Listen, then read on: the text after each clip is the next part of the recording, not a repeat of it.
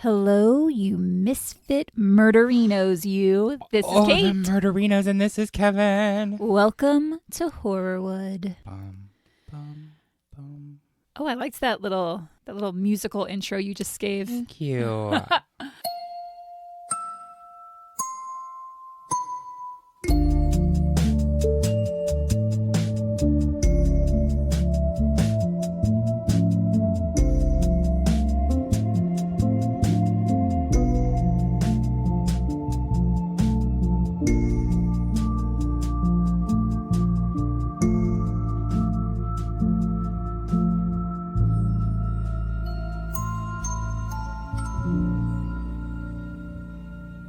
I am having a nice holiday weekend. Nice. Because it's Easter. It is. Which, yes. Although this is coming out after Oh, Easter. it's after Easter, yeah. The eggs are spoiled. They got hidden and never found. Oh, gross. I don't really celebrate Easter. I don't either. There's a little movie that I watch every Easter called Here Comes Peter Cottontail. Here comes Peter Cottontail, hopping down the bunny trail. Hippity hoppity, Easter's on its way. Ooh. Oh my gosh. Wow, we just had a childhood memory together. Oh, but no, I watch it every year, and it's about Peter Cottontail, like you don't say. taking over the taking over the Easter Bunny job. I'm in a weird place That's okay. right now. Me too, Kate. And he goes through all of the holidays and makes like holiday eggs for each holiday. Kind of like The Nightmare Before Christmas Exactly. with the trees. Yeah. I wish that this was like a fun episode. It's not. It's horrible. But I'm really excited to talk about this person because I had not heard of her before this. She was on our list. Okay. And so here's the thing with the Google Doc, you guys, that we look for cases. Like, I throw names on there just if I come across something, I'm like, oh, that could be something. So we have 18 pages of names. It's a long list. That I don't necessarily like remember why I put them on that list or whatever. Mm-hmm. And so I was scrolling through because I was trying to find a case, and I was like, I wonder who Patricia Douglas is. Like, why did I add her onto this list? She's probably a woman who you've never heard of. Her case did get some resurgence recently when the MeToo movement was in the headlines, but I didn't know who she was. And she's like such an important figure in history. So I'm going to tell you about her today. I look forward. I will say content warning, lots of discussion of rape in this case. Patricia, or Patsy, Douglas had no aspirations to become famous. She didn't dream of becoming an actor, and Hollywood celebrities just didn't impress her. She couldn't have cared less. In fact, as a young girl growing up in Kansas City, Missouri, Hollywood was the furthest thing from her mind. But the same couldn't be said of her mom. Patsy's mom, Mildred Mitchell, wasn't dreaming of an acting career, but as a dressmaker, she was hoping to design gowns for the leading ladies of the time. Ooh. And the time I speak of is the early 1900s. Oh, shit. Patsy, born Patricia Dorothy Douglas, was born on March 27th, 1917. IMDb says March 24th. I think Wikipedia said March 5th. But it was in March. there's a book I'll reference that gives her birth date as the 27th, and findagrave.com also listed as the 27th. So shout out to findagrave.com. I'm going with the 27th. And this is crazy. So when I was writing this episode, I looked at the date at the bottom of the screen, like my little calendar, and it was March 27th. And that's happened at least like a couple of times, I think, where it's the person's birthday or an anniversary that I wasn't even aware of. And I was like, I feel like Patsy's like tell my story. What's that term? Is it like kismet or something or serendipity? Serendipity. That's the one I was looking for. It was just interesting because it's not like her name is in the news right now and I came across it through Google, you know. I happened to look at that Google Doc and her name just popped out at me. And then I wrote her episode on her birthday, which is just wild. That's really wild. The ghosts in the closet helped with that. Maybe they did. I bet they were like just giving you that energy push of like, Patty. Patsy. Sorry. Patsy. Yeah, she did prefer Patsy because later in life she did not want to be called Patricia, even though that's what she went by growing up. So that's what I'm going to call her in this episode, is Patsy. There's no mention of any siblings that I could find, and it sounds like her dad was out of the picture. In fact, according to Michelle Morgan's book, The Mammoth Book of Hollywood Scandals, Mildred had 8 unsuccessful marriages. So it doesn't sound like things were very stable at home. Yikes. And in newspaper articles, there are 2 other names given for Patsy. So one is Patricia Schellenberger, I think, and then another one is Mary Mitchell. My guess is with all of those husbands that her mom had, her name. Oh, her name changed along with those. Of course, at the time, it probably wasn't an option for women to not take the last name. I don't know what their story was, sure. but she went by Patsy Douglas throughout her life. So good for her then. That's what we're going to call her. Patsy and Mildred didn't have a very close relationship. Mildred wasn't exactly the loving, doting type of mom.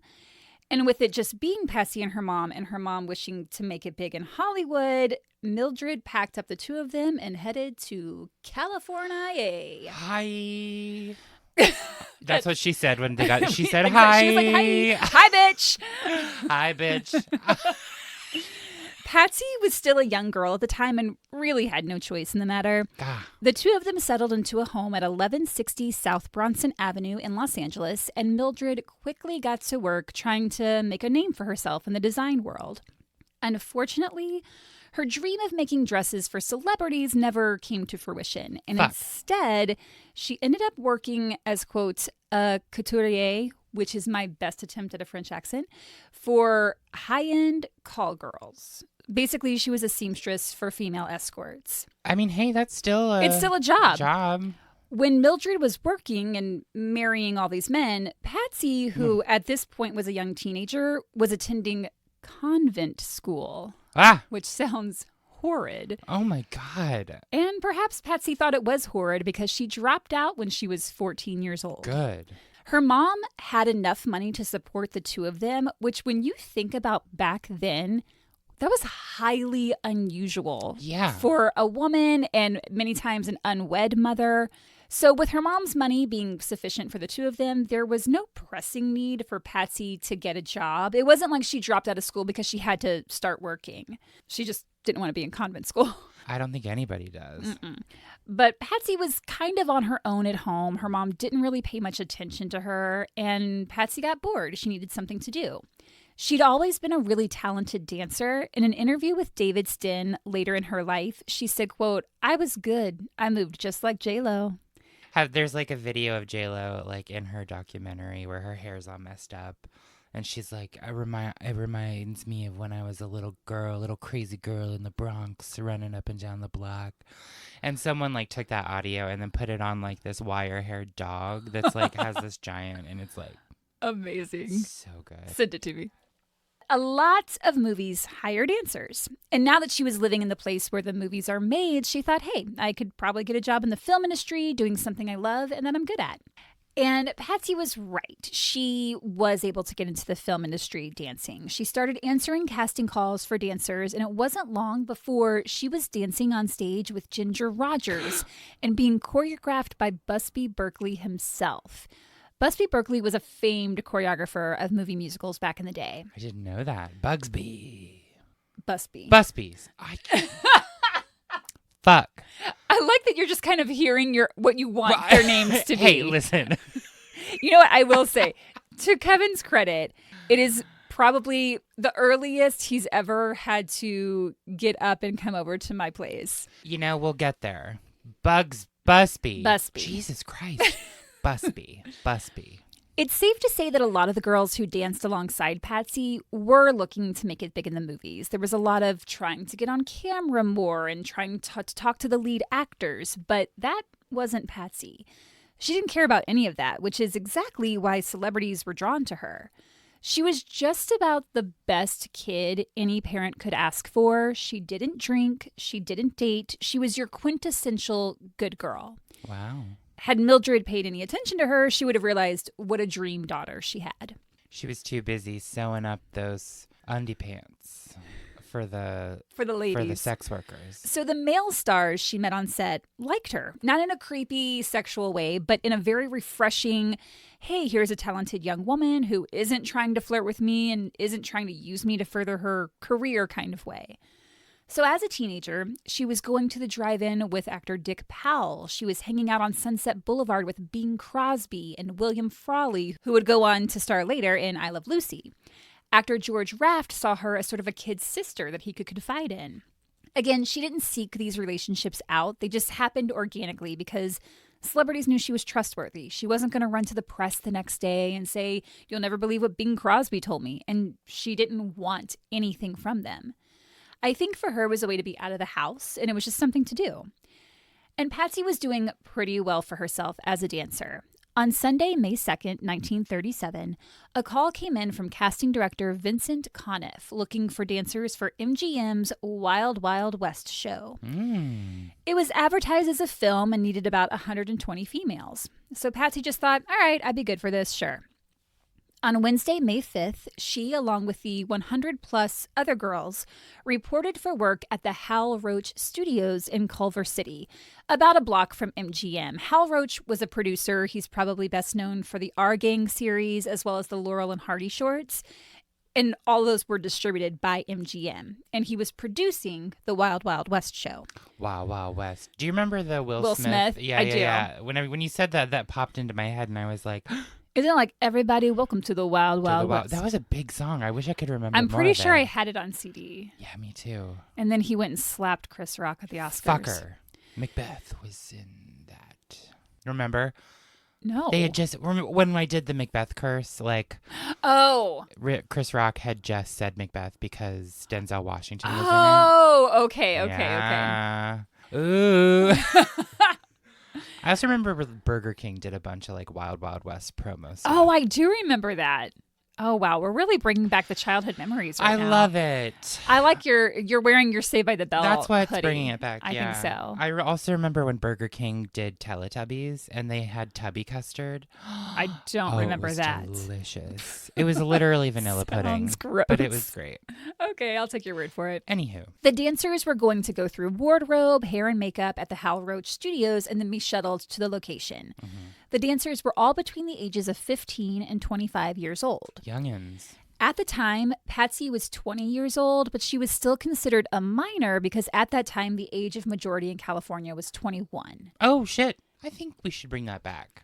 The costumes they were given were described as cowgirl outfits. They wore cowboy hats, bolero jackets, short suede skirts, and black boots. And they were all done up with heavy makeup for camera. Mm-hmm. After going through makeup and wardrobe, the girls were shuttled to the location set, which was at Rancho Rochero, another Hal Roach property. It was several miles away in a remote area. Ew, I don't love that. No, you shouldn't. And that's not uncommon. Even today on a lot of sets that are on location, there will be a base camp where everyone gets ready. And then depending on where that set is, you might be able to walk to it, or if it's too far, you get shuttled to it. Oh, okay. Well, that makes sense. Like a hub for everything to kind of come in and out of. Because if you're shooting a Western and you need those big shots of like an open field and there's horses or whatever. It's going to be pretty remote. Yeah, you've got to be able to have everyone getting ready somewhere far away from that. How interesting. Thank you for the lesson in location shooting, Kate. Well, you're welcome, Kevin. So for any of the dancers who walked or took public transportation to work that day, they are now several miles away from that base camp. There's no public transportation going to this remote ranch, and if they drove, their cars were left back at that first studio. All this to say, once the girls were on the bus to the location, there was really no escape. I don't love that. There's no escape. Oh my God. When I have to blow my nose. Kate. Sure, go for it. Blow it out. Wow. Okay. I might or might not keep that in. And if I don't happen to keep it in, just know that Kevin blew his nose directly into the microphone. And it was over here. Oh, you were over there? It was really loud. I know. Oh my God. I didn't even think of that, Kate. It was so loud. Oh no. But it's okay. I mean, that was me every day last week. I had the worst cold ever. I'm so glad you're feeling better. I was just walking around with tissues shoved up my nostrils all day, every day. I hate that feeling. It was the and worst. the only, it kind of just keeps the worst. And then I had to sleep with them like that because my nose kept running in the night. And I'm so sorry. The worst. Any hoops. So when the dancers arrived at the ranch, they were all corralled into this large banquet hall and told to sit at a table and wait. Again, nothing seems out of the ordinary because there's always an extras holding on set, and the dancers were considered extras.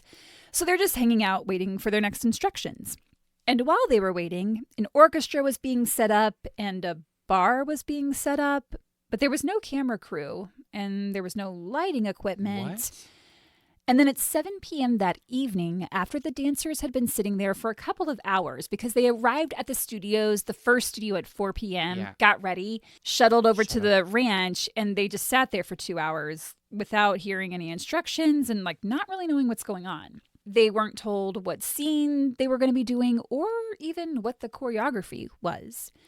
Suddenly, hundreds of people descended onto the ranch. Performers like Laurel and Hardy and the Dandridge sisters, like Dorothy Dandridge and her sisters. MGM's male stars like Wallace Beery, who was super famous at the time, along with MGM execs Louis B. Mayer, Eddie Mannix, and Hal Roach. Louis B. Mayer was the studio head, Eddie Mannix was the general manager, and Hal Roach was a producer. As well as 282 salesmen from across the country. What the fuck is this? Not a film shoot, I can tell you that. Not at all. It was a party thrown by MGM to celebrate its record-breaking profits that year. And the 120 young female dancers had unknowingly all been offered up as party favors. Are you fucking kidding me? Nope. What the fuck? Yeah, this is crazy. MGM was in its golden era in the 1930s. Louis B. Mayer, as I said, was the head of the studio, and its roster included Clark Gable, Jean Harlow, Joan Crawford, Lionel Barrymore. It was the height of the Great Depression, and all the other studios were drowning, with many of them filing for bankruptcy, but not MGM. In 1937, it had doubled its profits from what they were the previous year, all thanks to a little restructuring in how it handled film rentals. Up until that point, movie theaters were charged on a sliding scale based on what the box office brought in, and that amount dwindles week by week. So instead, their new plan would have the studio release the film in 30 major cities like Chicago, New York, LA. And if it was a big success in those markets, they could charge theaters a higher fee once the film went into wide release. Oh. It was the MGM sales executives. They're the middleman between the studio and the movie theaters. The salesmen were the ones that came up with this plan, which turned out to be a very lucrative one for MGM and its head honcho, Louis B. Mayer. Louis B. Mayer was the highest paid person in the nation in 1937. His salary that year was $1,296,503. How much is that today?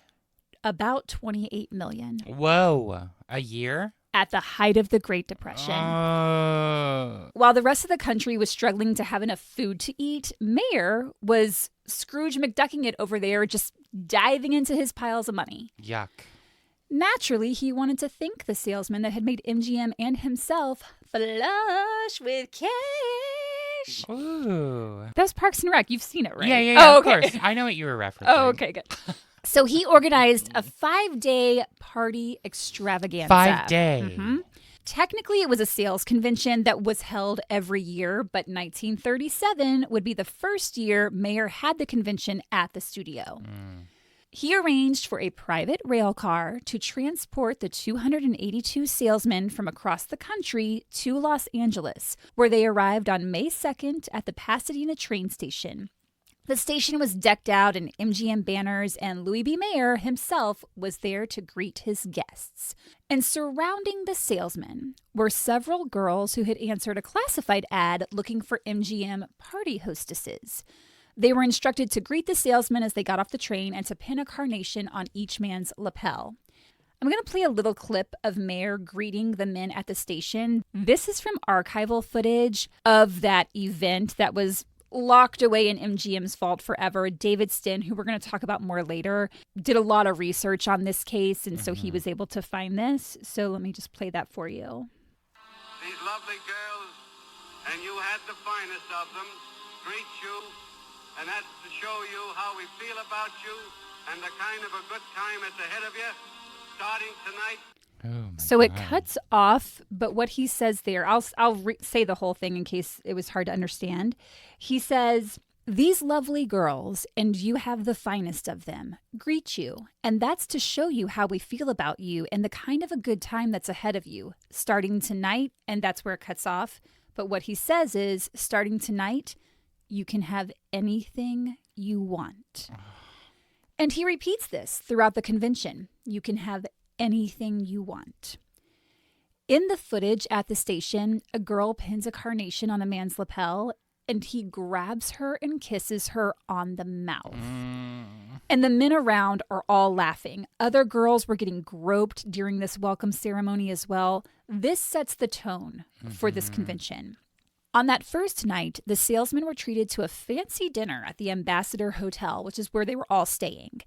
The next day, they were given a police escort to MGM Studios where they were shown around the premises while 4,000 MGM employees tossed confetti and a marching band played Hail, Hail, the gang's all here.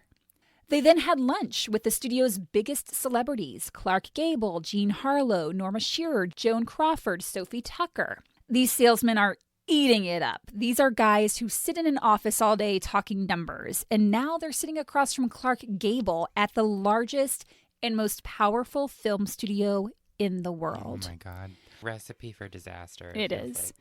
And of course, with all these meals, they were provided alcohol as much as they wanted. Blah. These guys are fucking loving it. They were catered to like royalty while their wives and kids are back home unaware of any shenanigans that these guys were getting up to. After days of being wined and dined, salesmen checking their convention schedules for Wednesday, May 5th would see the words, "Yippee, get set for Wild West show at Roach's. It will be a stag affair out in the wild and woolly West where men are men." No. And Where as men are usual, men. Shut the fuck up. Gross. And as usual, Louis B. Mayer emphasized that the men could have anything they wanted. A lobster roll and a glass of champagne and Golden Girls is what I want. Like Dorothy and Blanche and those Golden Girls? Yes. Okay. What did you think I meant? Well, because we're talking about like these Oh, girls. no. And I was like, wait. No, I mean, I'm just saying, like, if he's like, you can have whatever you want, I would be like, excuse me, can I leave and go to a hotel room by myself? Don't follow me. Do not follow me and give me those 3 things. Nice. Of those 3 things, they do get one of them. They get a lot of champagne. And so this was the mindset of the 282 salesmen as they descended on Ranch Rochero at 7 p.m. that evening, where 120 unsuspecting underage girls waited patiently in a banquet hall where they'd been tricked into thinking that they were extras in a movie. In a movie. Oh, this is really upsetting. Several celebrities are there, of course. Wallace Beery, who was a big star at the time. The Dandridge sisters, who I mentioned, including 13-year-old Dorothy Dandridge. They performed a musical review. Barbecue was being served in a huge outdoor tent. Fake boxing matches were going on in the arena next to the banquet hall. And I say fake because they weren't real competitions. They were just for show for this party. Okay. They were like, let's take a fake sport and make it faker. And of course, it was open bar. 500 cases of scotch and champagne were set up for this party. Those were the only 2 liquors they had. You'd think there'd be more variety. 500 cases. That is almost 2 cases per guest. And one of those guests was Chicago salesman David Ross, not the former Cub player. In David Stinn's Vanity Fair article, which I'll link, he describes Ross as a, quote, roly-poly 36-year-old Catholic bachelor. Patsy described him as repulsive and slimy, with eyes that bulged like a frog. And unfortunately, once he laid his frog eyes on Patsy, he wouldn't leave her alone. I'm sorry, it's not funny, but the way you were like, when he laid his frog eyes on Patsy. If you look up a picture of him, there is an amphibian-like quality about his look. He's very swampy. Isn't bulging eyes like a thyroid thing? No idea.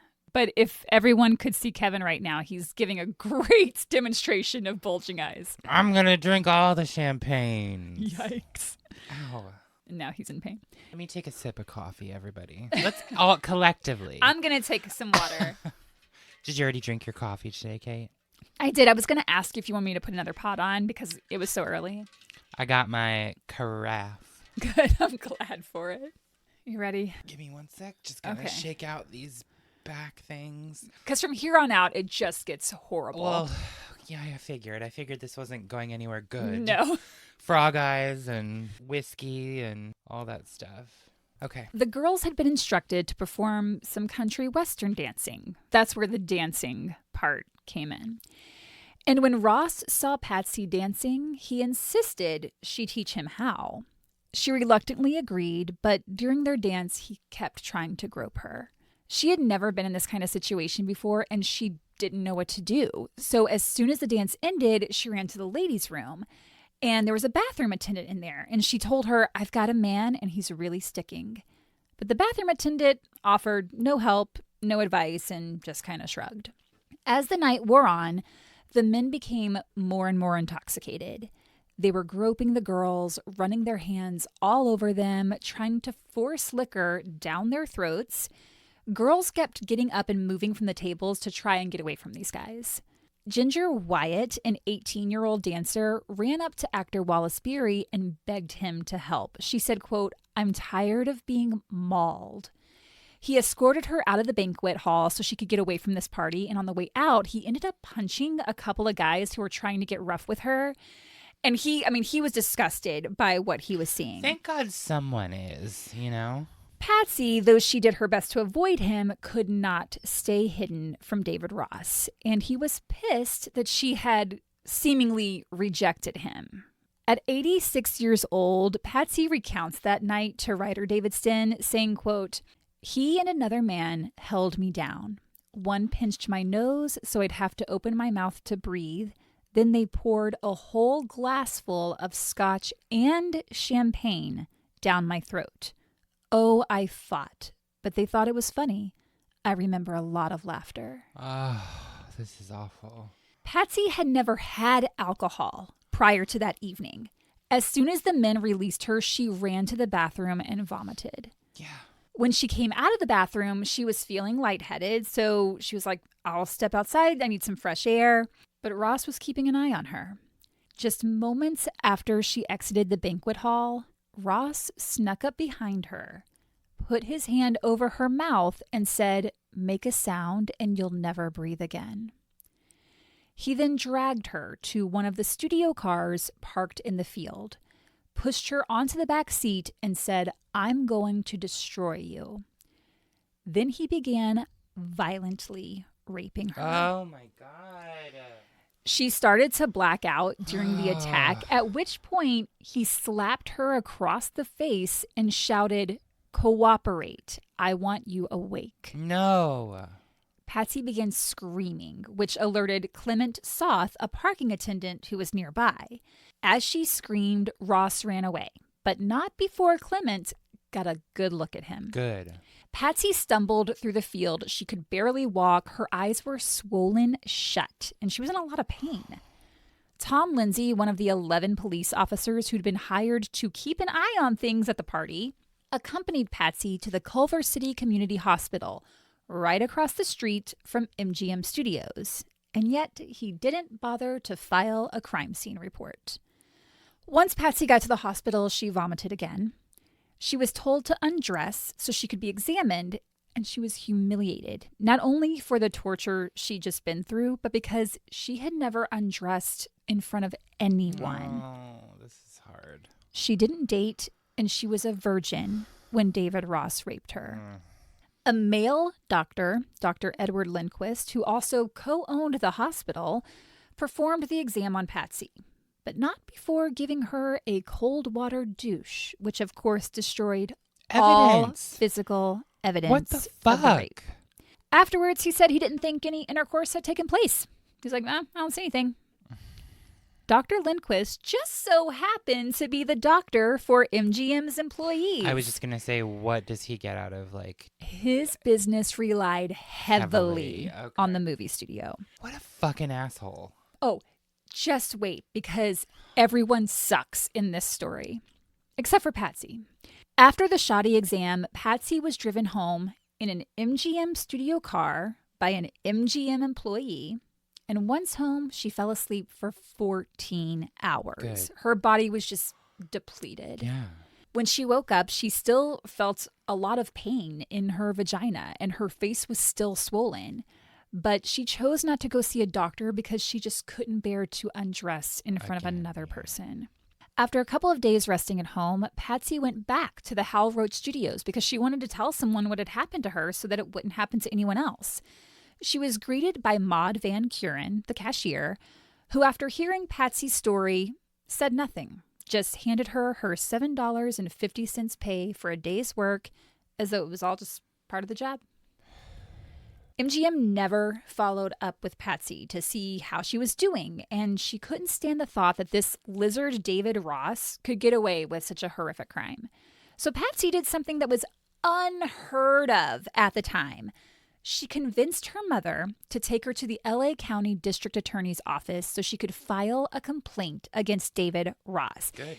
Because she was a minor, she had to have her mother there to co-sign the Sure. documents. Mm-hmm. It's not as though Mildred was like, oh my God, are you okay? Let me help you get justice. There was none of that.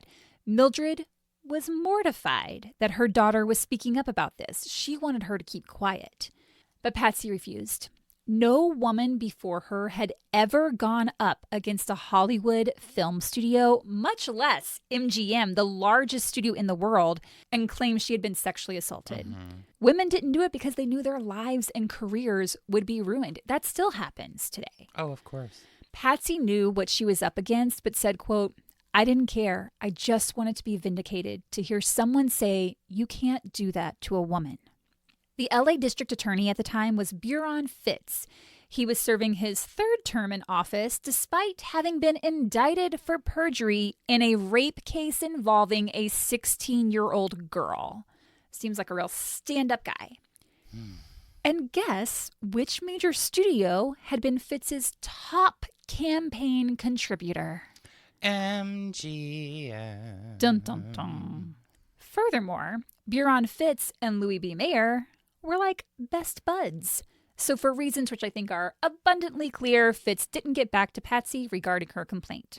After weeks of waiting with no word from the district attorney's office, she found another attorney, William J.F. Brown. And Brown agreed to take on Patsy's case and represent her pro bono. Brown told Fitz, either investigate my client's complaint or she's going to the press. And Fitz was like, she's not going to go to the press. And Patsy went to the press. Good. Fuck yes. But what she probably wasn't aware of is that much of the press was owned by William Randolph Hearst. He owned the Los Angeles Examiner, the Chicago Examiner, the Detroit Times, the Washington Herald, and the San Francisco Examiner, along with several others. And William Randolph Hearst financed multiple MGM films. And then, of course, those MGM films would be given reviews that appeared in Hearst's papers. And Hearst and Louis B. Mayer were tight. Hearst, being 20 years older than Mayer, referred to the studio head as son. And they were even practically neighbors, living just a few doors down from one another. So when Patsy's story went to the press, MGM's name didn't appear anywhere in the articles, nor did David Ross's name. But Patsy's did. Not only did the papers print her full name and age, but included her photo and her home address. What the fuck? This is a minor, remember. And back then, any woman who had been raped was considered damaged goods. It was considered her fault. So now her photo, name, address, everything is out there. MGM was simply referred to as, quote, a local film studio. MGM, without being named, released the following statement in response to the press coverage. Quote, "We have read with astonishment the alleged charges of the girl. It is difficult to make any real comment as to a situation which appears so impossible and as to which we know nothing." Lies. They knew everything. Back then, newspapers refused to print the word rape, so instead they would use words like attacked or, even worse, ravished. The Los Angeles Daily News, in their June 9th, 1937 article, refers to rapist David Ross as a girl ravisher. William Randolph Hearst wrote a letter to his dear friend Louis B. Mayer saying, and this is a quote, "Gee whiz, Louis, do you realize how damaging that is to the whole moving picture industry and fraternity? I'm going to do everything I can now to help the situation, of course, but the public will be sympathetic with a poor little extra girl." MGM owned everything back then. They were like the mob, seriously. It's insane. They controlled not just the district attorney's office, but the police department, the hospital, the newspapers, everything. Local government, all kind of. All of it. Not to mention, they were the largest employer in LA County. That's a lot of power. And if Lowe's Inc., their parent company, were to find out that they held a massive wild party with an open bar and dozens of underage girls, their stockholders were going to be pissed. Good. So the studio conducted a smear campaign in an effort to destroy Patsy. They enlisted, this is bananas, they enlisted the Pinkerton Detective Agency, which has been around since 1850. They are a private detective firm, and the majority of their work consists of trying to bust up unions. As recently as 2020, Amazon hired the agency to spy on their workers and report any signs that workers were trying to unionize. So this private detective agency was tasked with digging up everything they could on innocent, underage Patsy Douglas. They secretly followed her, obeying orders from the studio to find men that she surely must have propositioned for sex. She must be a heavy drinker. Find out which bars she frequents. But their search turned up nothing. Yeah. Only that Patsy did not drink and had been a virgin before she was raped. Yeah. So that didn't go according to plan. The agency did learn that Patsy had previously been treated for a cyst on her bladder. So Hal Roach himself contacted her doctor, Dr. Wirt Dakin, and requested that he re-diagnose the cyst as gonorrhea. No, and please tell me he didn't do that. He did not, thank goodness. They wanted to be able to say, well, she has a sexually transmitted disease, so she must be promiscuous. And based on how rape was defined back then, if they could find a way to say she was in fact promiscuous, then legally back then, they could claim her attack was not rape. What the fuck, Kate? Yeah, we are not okay as a human race or as a society. This is obviously decades before HIPAA went into effect. Of course. Dr. Dakin was like, no, do you want me to lose my license? He refused. Good. Can you imagine that? That is like Steven Spielberg calling your doctor today and saying, hey, that very minor innocuous thing you treated Kevin for a while back, can you just say it was syphilis? It would really help us out a lot. Thanks. That is what happened. They're like, just let's give her gonorrhea and call it good. So since Patsy's record was squeaky clean and her doctor refused to risk his entire career by lying, the studio was a little panicked. Good. You should be. So they had Pinkerton track down every single girl who had been hired for the party that night and bully them into making false statements about Patsy. The studio paid these girls to make statements that, one, the party was not a wild affair, but simply a very tame convention, and two, that Patsy had been drinking all night. And there were plenty of girls who agreed to make these false statements. Fuck. I do wonder how much they got paid. I do too. It's not reported anywhere, but I bet it was a nice chunk of change. I mean, there had to be more people sexually assaulted at this party. Absolutely. But who's going to come forward? Fuck. They didn't. They're just being paid off and paid to lie. And I'm sure they're scared. Yeah, absolutely. 19-year-old Virginia Lee told reporters the event had been, quote, a jolly affair with lots of good, clean fun. Good, clean fun. Grace Downs, who didn't even know Patsy, neither did Virginia Lee. None of these women knew Patsy. Grace Downs said Patsy was, quote, an unrefined lush who had been drinking scotch from a bottle all night. Shame on you, Grace Downs. That's how I would describe myself in my 20s.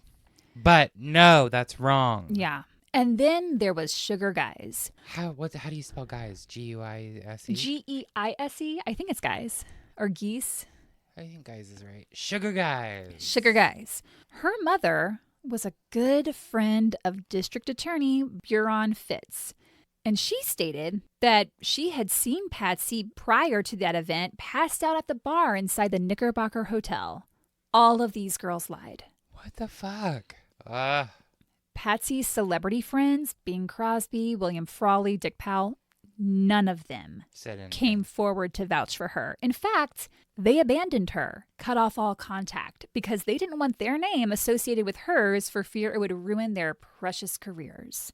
Buron Fitz thought he had a foolproof way of ending the case once and for all. With all the men that had been present at the party, there was no way Patsy would be able to identify her rapist. They were all dressed in suits. They're all dressed, similar. And she certainly didn't know any of their names.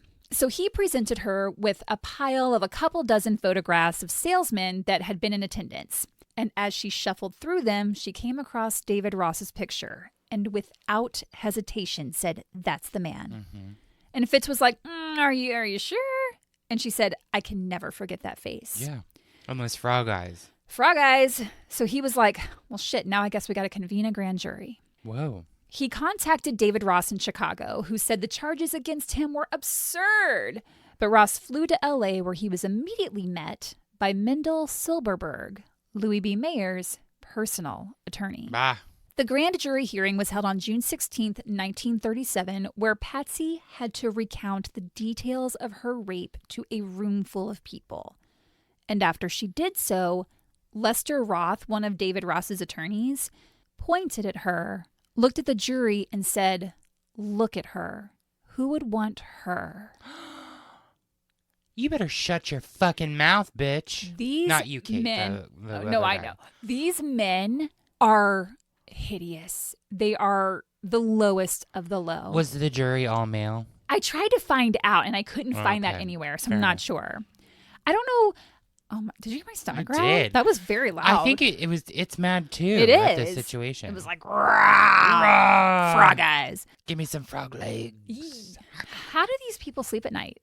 Probably I mean- drinking themselves to sleep. Probably. And they're all dead now, so. Right. How did they so- sleep at night? Bye, bitch.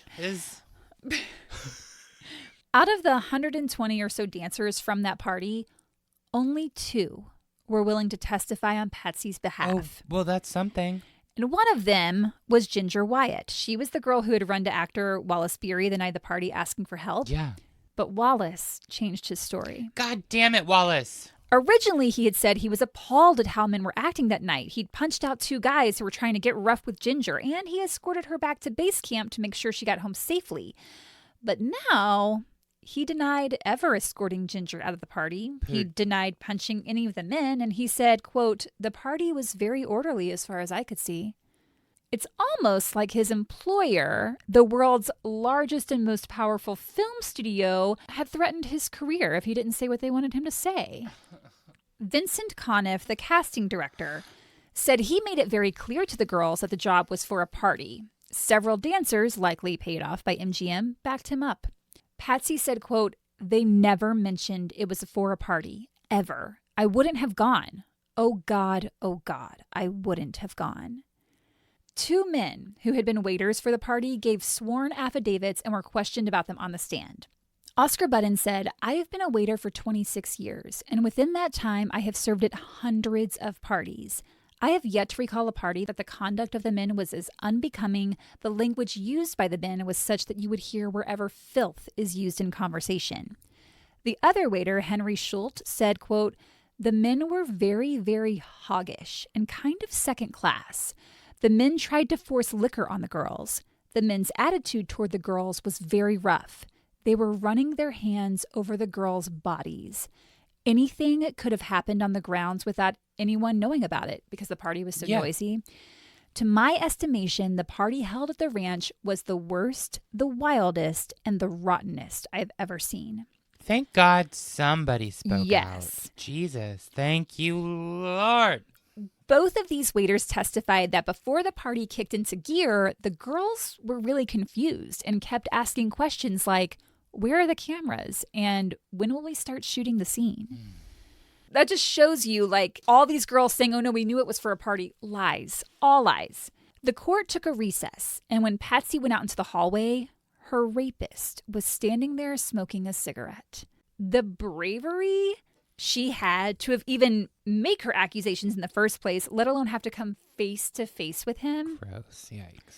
Photographers, eager to get that money shot, pushed Patsy and David Ross together and told her to look at him. No. And shouted at her, look at Mr. Ross. She understandably burst into tears and cried, I can't. I just can't. She then ran down the hallway toward a window. Years later, she tells David Stinn, quote, I was going to jump through the glass to get away from everything and everybody, so I couldn't be hurt anymore. Yeah. When everyone reconvened back in the courtroom, Ross's attorney called Clement Soth. He was the parking attendant who heard Patsy's screams that night and had seen David Ross run from the scene. But why would Ross's attorney be calling him to the stand? Oh, no. Under oath, Soth stated the man he saw could not have possibly been David Ross because he was too thin. And the grand jury was like, oh, well, it's not him. He's not skinny.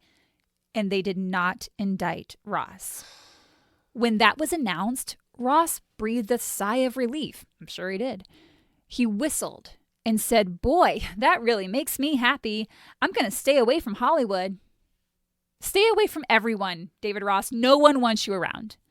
And the thing is, given how violent the rape was, him threatening to kill her if she made a sound, there is no doubt in my mind that this was not the first time he raped someone. Oh, yeah.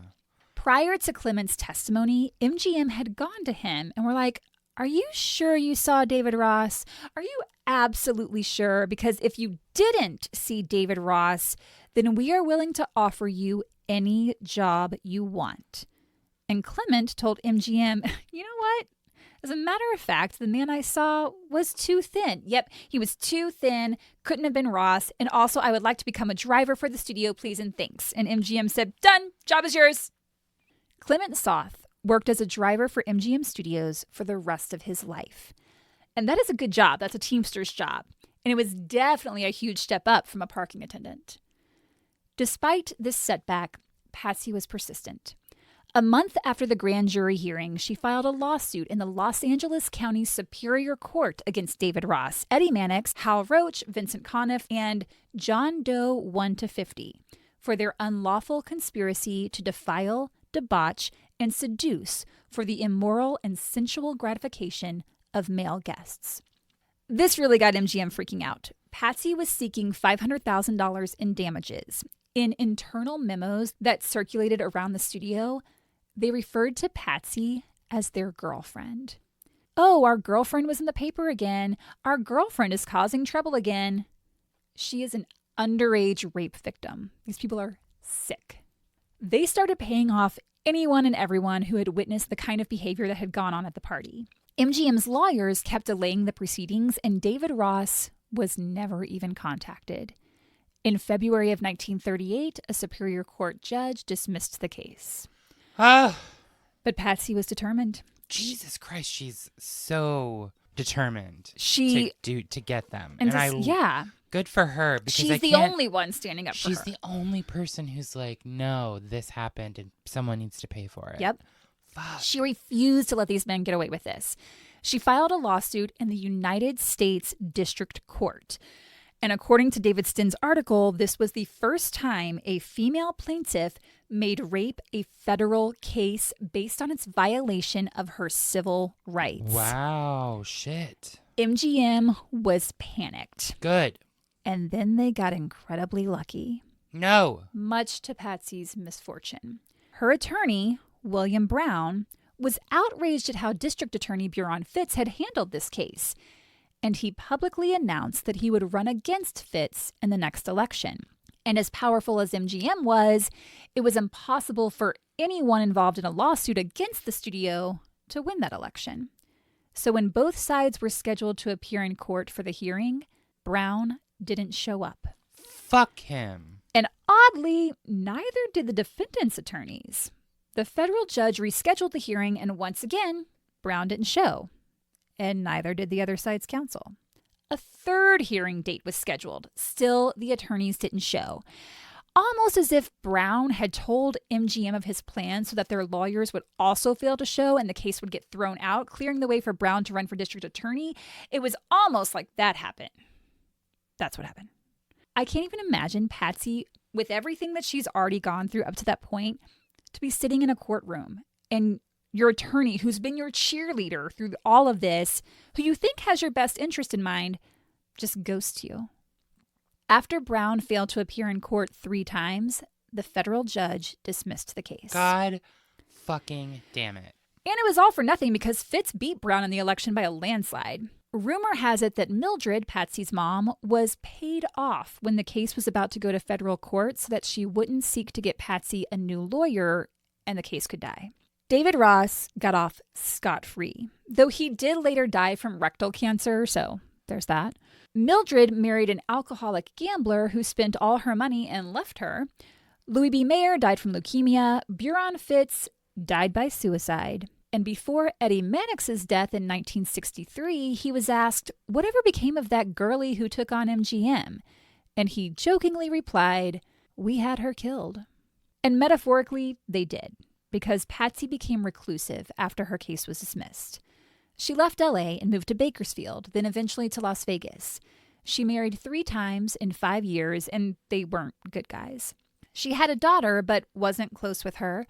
She described herself as worthless, naive, stupid, and a lousy mother. It wasn't until 2003 when writer David Stinn contacted her that she spoke of what happened back in 1937. Mm-hmm. He'd been researching the case for a decade, and I have to say, if it wasn't for him, I don't know that her story would have ever been told. Okay. And it certainly wouldn't have been told by her. Yeah. She had never even told her family. Oh my God. At first, she was angry that Stinn was contacting her because she didn't want to talk about it, understandably. And she would hang up on him whenever he called. During one phone call, she said, what was it that I accomplished? What's so special about my story? And he began telling her about everything he'd uncovered in the past decade. He'd found surviving girls from that party that night who corroborated what Patsy had said. Mm-hmm. He told her the children of Clement Soth had given an apology for the lie their father had told. And that's when Patsy began to open up and agreed to an interview by Stinn. Mm-hmm. The Vanity Fair article is great. I'll link it. Yeah.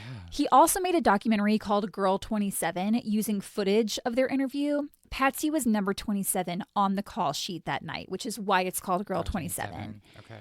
It is devastating to hear how she went through life because this is something that ruined her entire existence. Yeah. She said, quote, I wasn't trying to get anything. I just wanted somebody to believe me. I couldn't get him out of my mind because he took my innocence, because I was a virgin, and he left me with horrendous memories of my first time. And believe it or not, it affected the rest of my life physically. I was a frigid woman, and I never changed. I have never been in love, and I have never known what it is to love somebody, because I believe no matter how much I feel towards a man, I don't trust. And I've never had an orgasm. I was frigid. Patsy said she was done dating at age 37 and never had a relationship or sex after that. But at age 86, thanks to David Stinn, Patsy got to tell her story. She told him, quote, before you found me, I was getting ready to die. I'd buy less food. I wasn't planning to be around long. Now I don't want to go. Now I have something to live for. And for the first time, I'm proud of myself. Patsy died just a few months after that interview. As I said in the beginning, this case had a resurgence when the MeToo movement was in the headlines. Jessica Chastain and Rose McGowan both tweeted about Patricia Douglas and the film Girl 27, calling it required viewing. It's not streaming anywhere right now.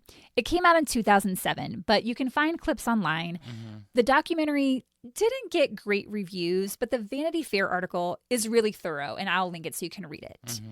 And that is the story of the girl who stood up to the most powerful studio in the world. That's fucking devastating. It's horrific. It's awful. Kate. She was so strong. And She was. She gave it everything. Everything she had. These shit stains. Yep. And they went on and made more money and lived their lives and Well, I hope they had very painful deaths. It sounds like a lot of them did. Good. So much about it is sad, but the fact that even decades later, she didn't think that she had accomplished anything. I mean, they defeated her. And then finally when she gets to tell her story in a different time, it's almost too late for her. But one thing she did accomplish, they never had those parties again. And that was something she said back then. Okay, she was like, I just want to make sure they don't have these parties Good. anymore. And they didn't. That That was the end of that. So she probably saved dozens, if not hundreds of women from assault. And she made it so that MGM Studios and other studios had to think a little bit harder about how women were treated, whether they did anything about it or not. They didn't want to have to go through this again. Well, yeah, because she also was setting a precedent, right? Exactly. She's like, there are going to be people who are not going to be quiet about this. Mm-hmm. So even though it took literally decades to make any real strides in the film industry when it comes to sexual assault in the business, she was the first to say, you can't do that. You can't fucking do that. Good for her. Yep. Good for her. It's still an issue, but I mean, like, it's... Yeah.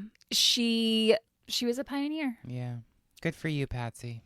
And let us know your thoughts. If you'd heard about this woman, if you've seen the documentary, or just, what you think about this, and leave it in the comments. I think I might, at some point, release this on the main feed. Because I was going to say, Kate, this is a great story. I think it should be heard by more people. I think eventually I will, because, I want more people to know about her. Even when David Stinn was researching for it, he Googled her and nothing came up. Wow. And, I mean, now stuff does, obviously, Yeah. but... I mean, that's why it took him a decade to learn about this, because MGM had it so buried. It was so hidden. Gross. Yeah. But we don't think you guys are gross. We think love you're you. awesome. And we love you. And thank you for listening. And thank you for supporting the Patreon. And we hope that you're having a lovely spring thus far. And I don't know if this is coming out on April 1st or April 2nd. I don't know when I'm going to be able to get this edited. But you're getting it soon, and I'm sorry I didn't have it out to you sooner because I was sick and I had tissues stuffed up my nostril. Ba-ba-ba! Ba-ba-da-da!